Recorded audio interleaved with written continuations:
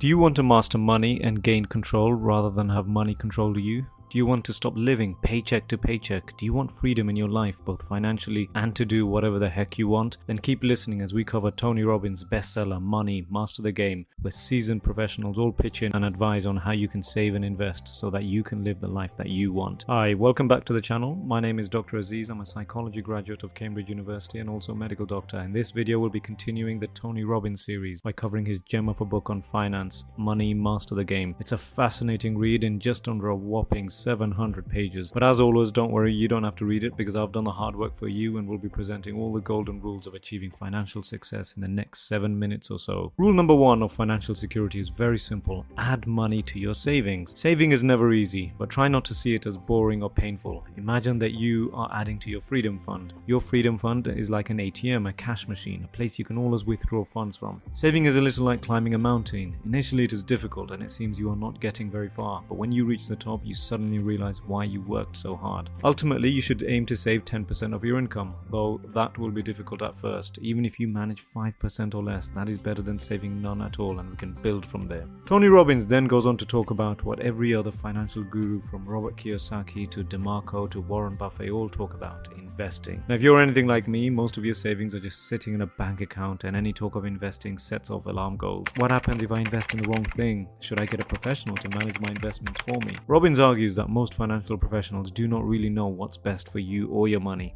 They get paid whether you profit or not. Their job is to sell you their service, whether good or bad. There is a financial professional you can trust, a fiduciary. Fiduciaries are professionals who are required by law to have no other interests except your own, unlike stockbrokers. This means you can actually trust their advice. You can also learn to invest on your own as long as you remember to stick to a couple of golden rules. First rule, believe in yourself. If you have a fatalistic attitude from the start, you have already set yourself up for failure. Rule number 2, do your research. Don't just blindly follow clueless mates who talk a lot or believe in myths. Thirdly, do not reinvent the wheel. Learn from other successful people and how they have gone about their investments. Finally, be cautious. Don't expect that you are going to beat the market, as very few can, but try your best and you will keep learning. So how much money do you actually need to feel completely free from financial stress? A couple of hundred, a few thousand, a few million? Tony Robbins suggests a 5-step approach to setting goals. Goal 1. Generate enough money from investments to cover your basic monthly bills, rent, mortgage, fuel costs and so forth, the essentials. Goal 2.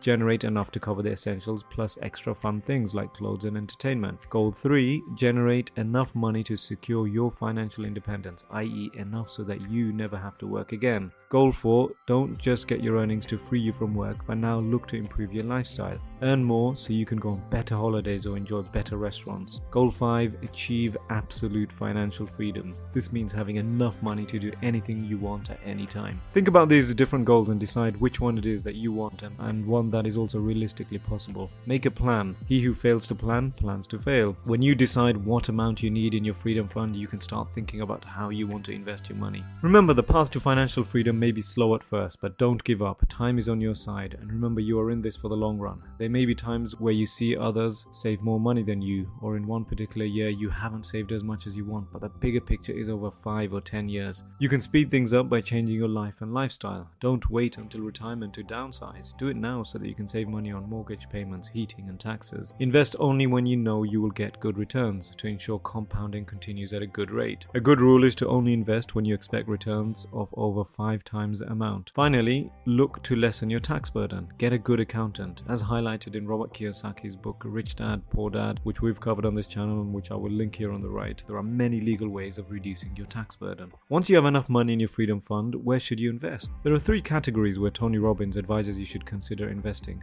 Category 1, the secure category. This is where you put investments that are the most secure, even if they are not necessarily the most profitable. For example, bonds would go into this category. Bonds do not offer massive returns, but they are also unlikely to lose value. Category 2, the growth category. We are talking about riskier investments here. This is where you earn big returns but can also lose more. You might invest in stocks and shares in this category. Category 3, the dream category. This is where you put some of the profits you earn from your other categories. Your dream category helps improve your lifestyle. Don't forget the bigger picture. The entire point of achieving financial security is to spend your money in ways that you enjoy. How much you put in each of these categories depends on your attitude, how risk averse you are, the strength of your freedom fund, and what you are trying to get out of life. If you want to succeed in anything in life, it is a good idea to learn from people who have succeeded before you. As mentioned before, don't try and reinvent the wheel. Finance is no different. When you analyze and copy what other successful investors have done, you will have a better chance of reaching your goals. Regardless of what method you are following, get yourself insured for the bad times. Convert some of your savings to annuities or financial contracts where an insurance company guarantees future payments in exchange for immediate payments. This will ensure